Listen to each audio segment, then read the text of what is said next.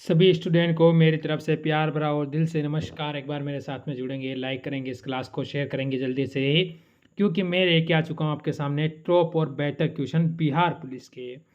क्योंकि मेरे मित्र जिन बंदों ने 7 तारीख को पेपर दिया उनको तो मज़ा आ चुका है, अब आपकी बारी है। क्योंकि मैं बता दूं कि जो मैंने हिंदी और जीके पढ़ाया था उसमें 70% क्वेश्चन आपके देखने को मिले थे इन अंतिम दिनों में जो मैंने पढ़ाया है उसी के अंदर से। यानी जीके और हिंदी की मैं बात कर रहा हूँ, बाकी मैथ और साइंस आप छोड़ दीजिए, वो मैंने नहीं पढ़ाई थी और वो हम अलग ही रखते हैं। तो पहला क्वेश्चन आज का डिस्कस करेंगे, क्योंकि आपके भी पेपर में आना चाहिए। क्वेश्चन कहना है क्वेश्चन का कि शेख निजामुद्दीन औलिया किसके शिष्य थे। शेख जो निजामुद्दीन औलिया थे वो शिष्य किसके थे, ये हमसे पूछ रहा है। क्या कोई बच्चा यहाँ पर अपना उत्तर दे सकता है कि नहीं दे पाता है? जल्दी से बताइए, इसका उत्तर आपका क्या होने वाला है। तो यहाँ से मेरे बच्चे, जो मित्र यहाँ से जा रहा है सर के ऑप्शन नंबर हमारा सी होगा, बाबा फरीद के, वो बच्चा बिल्कुल सही है। यानी आपकी टॉप में तैयारी चल रही है। कमेंट करना और अभी तक सब्सक्राइब नहीं किया तो कर देना और लाइक और शेयर भी कर देना इस क्लास को, क्योंकि सिलेक्शन वाले क्वेश्चन आपको हमेशा देखने को मिलते हैं। क्योंकि अगला क्वेश्चन आपके सामने आ चुका है, तो बच्चे इसका उत्तर देंगे क्या आपका होगा।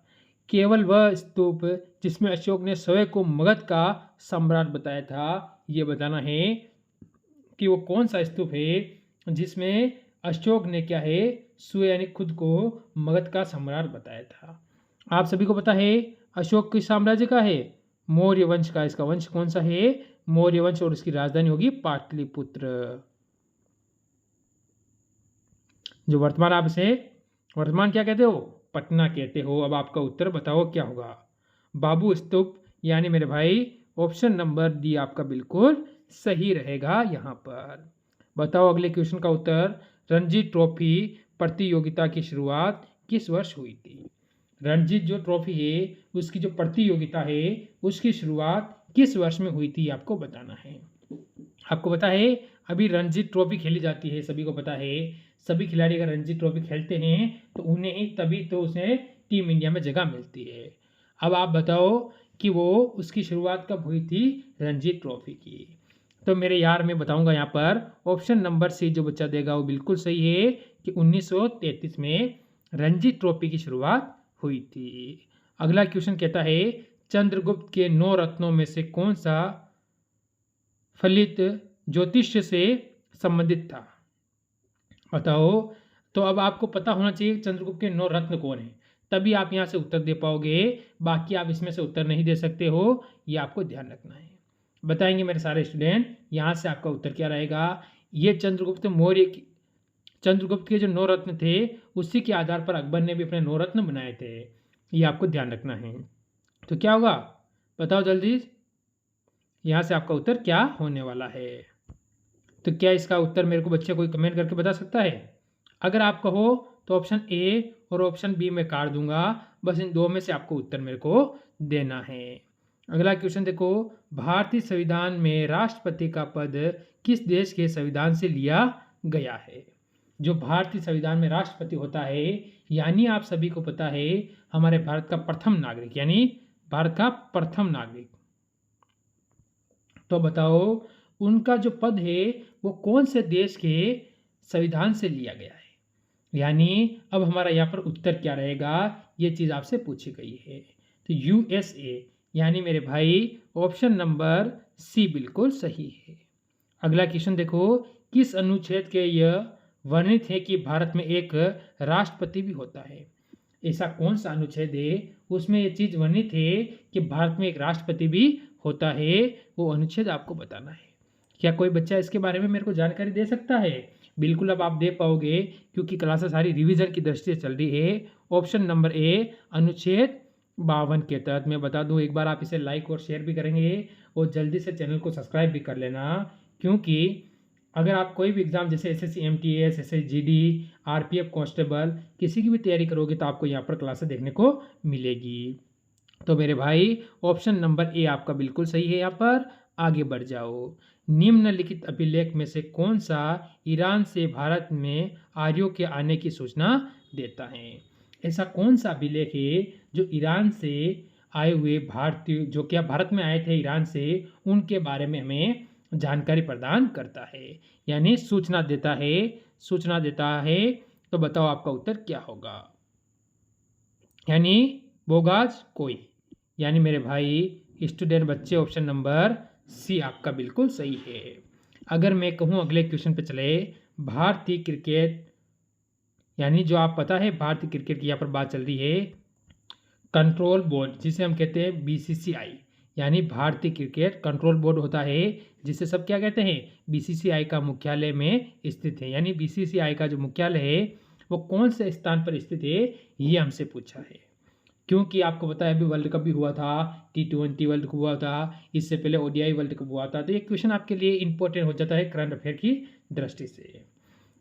वैसे आप इसमें कहोगे मुंबई, यानी बच्चे ऑप्शन नंबर बी आपको बिल्कुल सही है, जो कि किसकी राजधानी है, महाराष्ट्र की। महाराष्ट्र की राजधानी हो जाता है।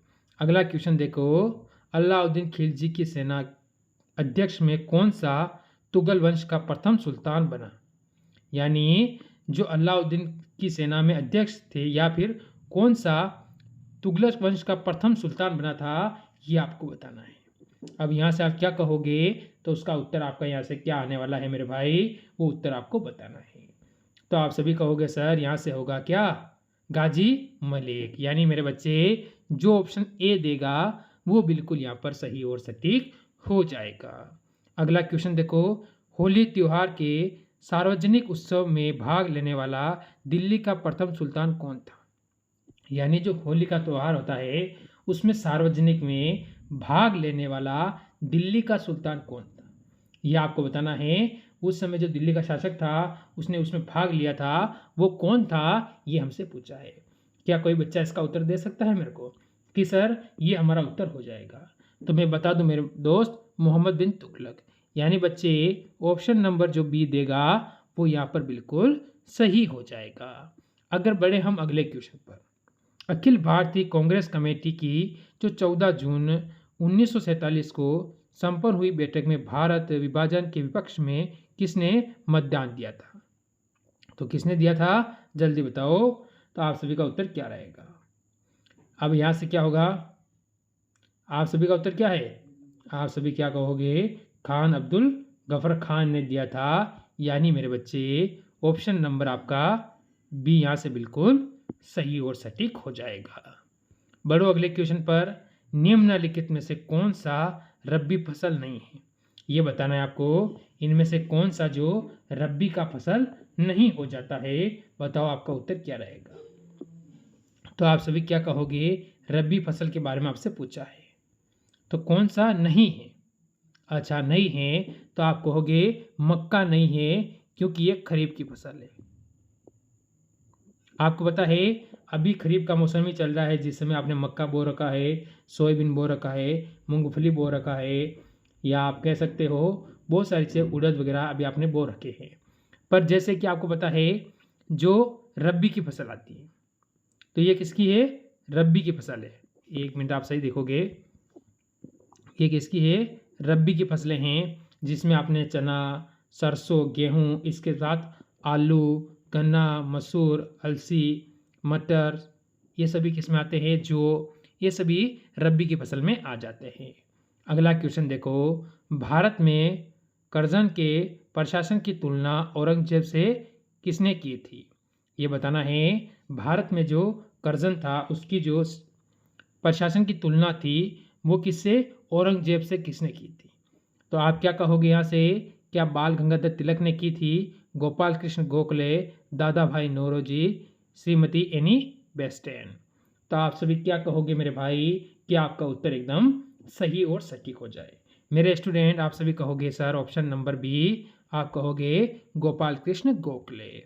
अगर मैं कहूँ अगले क्वेश्चन बढ़े, बेदरा का युद्ध जो आपको पता है कब हुआ था, बेदरा का युद्ध आप कहोगे 1759 में अंग्रेजों के अंतिम रूप से किसे पराजित किया था? यानी उस समय अंग्रेजों ने किसको पराजित किया था, किसमें, बेदरा का युद्ध में, जो हुआ था 1759 में। तो मेरे दोस्त आप कहोगे पुर्तगालियों को, फ्रांसीसी को, स्वीडन्स को, या डच को? तो आप कहोगे सर उन्होंने डच को पराजित किया था, यानी उनको हराया था। अगला क्वेश्चन देखो आपके सामने कि चार्टर एक्ट से चीन के साथ ईस्ट इंडिया कंपनी का व्यापार एकाधिकार समाप्त हुआ था। यानी जो चीन के साथ जो व्यापार था वो समाप्त होने का मतलब होता है बंद हो जाना। बताओ कौन से एक्ट के तहत है? तो आप क्या कहोगे? चार्टर एक्ट कौन सा? एक्ट का पीछे सन बता दो, सन आपकी कौन सी होगी? तो आप सभी कहोगे 1813। यानी बच्चे ऑप्शन बी देगा वो यहाँ से बिल्कुल सही हो जाएगा। मैं कहूँ कि अगले क्वेश्चन में बढ़ें, ये आपके सामने फ्यूज किस सिद्धांत पर कार्य करता है? फ्यूज होता है वो कौन से सिद्धांत पर अपना कार्य करता है, वो सिद्धांत आपको बताना है। बताए मेरे दोस्त, यहाँ से सभी का उत्तर क्या रहेगा? हो सके तब तक उत्तर सभी सही और सटीक देने की कोशिश करेंगे और अंत तक रुकना है क्लास में, तभी मजा आएगा कि हम सिलेक्शन की तैयारी कर रहे हैं। विद्युत के ऊष्मीय प्रभाव पर, यानी मेरे बच्चे ऑप्शन नंबर जो डी देता है वो बिल्कुल सही है। अगला क्वेश्चन है प्रकाश तरंगे हैं। प्रकाश तरंगे है, बताओ कौन सी? अब बताओ प्रकाश तरंगे है, तो आपका उत्तर यहाँ से मेरे दोस्त क्या रहेगा जो बिल्कुल सही और सटीक हो जाएगा। मैं कह दूँ अगर आपको विद्युत चुंबकीय तरंगे, तो क्या आप कहोगे कि सर ऑप्शन नंबर सी हमारा बिल्कुल सही है? कौन सा सही है? ऑप्शन नंबर सी एकदम आपका सही हो जाता है। अगला क्वेश्चन देखो, पूसा सिंधु गंगा एक प्रजाति है। पूसा सिंधु गंगा एक प्रजाति है किसकी? ये कौन सी फसल की ये बात हो रही है? फसल मेरे यार, ये कौन से फसल की एक प्रजाति है? क्या कोई बच्चा बताएगा मेरे को?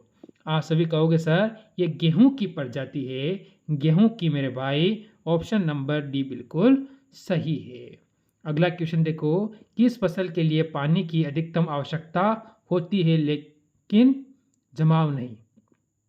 ये बताओ आप, पानी की तो अधिक आवश्यकता होगी पर वहाँ पानी जमने नहीं देंगे उसको, जैसे पानी पिलाया वापस पानी को निकाल दिया जाएगा। तो ऐसी कौन सी फसल है मेरे दोस्त, वो आपको बताना है। तो आप सभी कहोगे सर चाय की। ऑप्शन नंबर सी बिल्कुल यहाँ पर सही हो जाएगा। अगला क्वेश्चन देखो, दादा शिकोह ने किस शीर्षक के अंतर्गत उपनिषदों का फारसी में अनुवाद किया था? फारसी में जो अनुवाद किया था उसके बारे में आपसे पूछ रहा है। अब बताओ यहाँ से फारसी में अनुवाद किया था, तो आपका उत्तर भी आना चाहिए। यहाँ से सारे स्टूडेंट का उत्तर क्या रहेगा? इस क्वेश्चन के तहत आप क्या कहोगे? सिर अकबर। यानी मेरे बच्चे कौन सा हुआ है? ऑप्शन नंबर डी जो बच्चा देगा वो बिल्कुल सही हो जाएगा। अगला क्वेश्चन देखो, मध्यवर्ती तरल अवस्था में गुजरे बिना एक पदार्थ का ठोस अवस्था में गैस अवस्था में परिवर्तन हो जाता है, उसको क्या कहते हैं? उसके बारे में आपको जानकारी यहाँ पर देनी है। तो यहाँ से सारे बच्चे बताएंगे कि आपका उत्तर सही और सटीक क्या है, बेहतर उत्तर क्या है। क्या है जल्दी से बताओ इसके अंतर्गत? ऑप्शन ए, बी, सी या डी? बता दे मेरे सारे मित्र, यहाँ से उत्तर आपका क्या होगा। तो यहाँ से हम कहेंगे, तो हम सभी कहेंगे ऊर्ध्वपातन। यानी मेरे बच्चे ऑप्शन नंबर जो ए देगा वो बिल्कुल यहाँ पर सही है। अगला क्वेश्चन कहें, द्रव के ठोस में परिवर्तन की प्रक्रिया को क्या कहा जाता है? जैसे कोई चीज़ द्रव्य है वो क्या करती है? ठोस में परिवर्तन हो जाती है, यानी वो कठोर हो जाती है। उस चीज़ को क्या कहा जाता है उसके बारे में आपसे पूछ रहा है। ऑप्शन ए, बी, सी और डी। आप क्या कहोगे कि आपका उत्तर मेरे दोस्त एकदम सही और सटीक हो जाए? तो मैं कह दूं अगर दोस्त, आप सभी चले जाओ ऑप्शन नंबर कौन से की ओर, जल्दी बताओ। तो बिल्कुल मेरे यार, यहाँ से आप कहोगे सर ऑप्शन नंबर सी, हिमीकरण। यानी हिमीकरण, ऑप्शन नंबर सी यहाँ से बिल्कुल आपका सही है।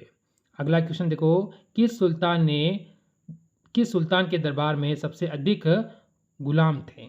यानी ऐसा कौन सा सुल्तान था जिसके दरबार में सर्वाधिक गुलाम पाए जाते थे? अब आपको बताना है आपका उत्तर क्या है। तो गुलाम के बारे में पूछा है आपसे, तो वो होगा आपका यहाँ से फिरोज शाह तुगलक। इसके जो सुल्तान यानी फिरोज शाह तुगलक था, जिसके क्या थे दरबार में सर्वाधिक गुलाम थे। आगे बढ़ो, गुप्त संवत की स्थापना किसने की थी? बताओ किसने की थी? संवत है ना, संवत कौन सी? गुप्त। उसकी स्थापना किसने की थी? क्या चंद्रगुप्त, श्रीगुप्त, चंद्रगुप्त द्वितीय, घटोत्कच? बताओ आप सभी का उत्तर यहाँ से मेरे दोस्त क्या होने वाला है, और सही और सटीक उत्तर आपको देना है। तो आप कहोगे चंद्रगुप्त प्रथम। इसे वास्तविक संस्थापक भी माना जाता है गुप्त वंश का। आगे बढ़ो। गांधी जी ने किस विदेशी पत्रकार को दांडी मार्च के समय अपना साबरमती आश्रम में ठहराया था? वह था कौन? बताना है। जो आपको पता है, महात्मा गांधी ने जब साबरमती आश्रम पे जैसे दांडी गए थे, ये बात है कब की? 1930 की बात चल रही है। तो उस समय ठहराया था, उसका नाम क्या था? बताओ। वेब मिलर, यानी मेरे भाई ऑप्शन नंबर बी यहाँ से बिल्कुल सही रहेगा। तो ये थे आज के टॉप क्वेश्चन। कैसी लगी क्लास आपको? अच्छी लगी हो तो लाइक शेयर करना। मिलेंगे कल इसी समय एक और क्लास के साथ। टाइम रहेगा शाम को 7 बजे का। ठीक है, सभी को जय हिंद, जय भारत।